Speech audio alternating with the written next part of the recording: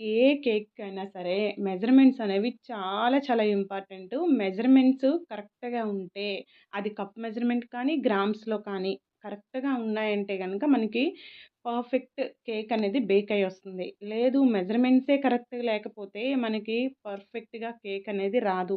ఎక్కడో ఒక దగ్గర చిన్న తప్పనేది జరుగుతుంది. అదంతా కూడా అలా మిస్టేక్ అయిపోతూ ఉంటుందనమాట. చాలామంది కూడా నెగ్లెక్ట్ చేసేస్తారు. ఏముందిలే అని చెప్పేసి ఏదో నార్మల్‌గా అలా వేసేస్తూ ఉంటారు. అందుకని అది ఇంకా కరెక్ట్‌గా రాదు.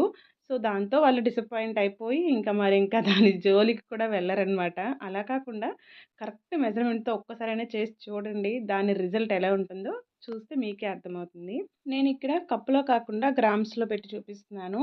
కప్‌లో కావాలంటే మీరు అంటే కామెంట్ పెడితే గనుక నేను కప్‌తో ఇంకొకసారి మీకోసం చేసి చూపిస్తా. ఇక్కడ గ్రామ్స్‌లో తీసుకుంటున్నాం కదా! 140 గ్రామ్స్ డార్క్ చాక్లేట్ తీసుకున్నా. అలాగే 80 గ్రామ్స్ బటర్ తీసుకోవాలి. ఈ 2 కూడా మంచిగా మెల్ట్ చేసుకోవాలి. డబుల్ బాయిల్డింగ్ మెథడ్‌లో మెల్ట్ చేసుకోవచ్చు. నేనైతే ఓటీజీలో పెట్టేసాను. 5 మినిట్స్ పెట్టాను. మంచిగా మెల్ట్ అయిపోయింది. ఇంక దాన్నైతే పక్కన పెట్టుకోవాలి. చాక్లేట్‌ని మెల్ట్ చేసి ఫస్ట్ పక్కన పెట్టుకోవాలి. చాక్లేటుని, బటర్.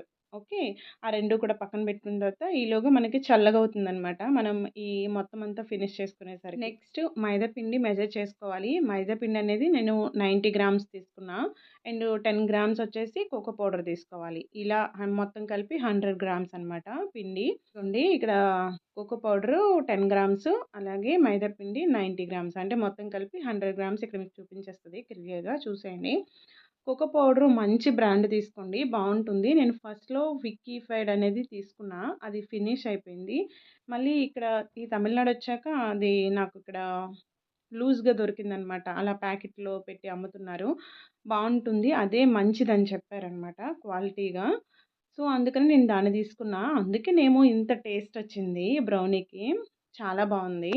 ఈసారి ఇంకా దాన్నే తీసుకోవాలని డిసైడ్ అయిపోయా.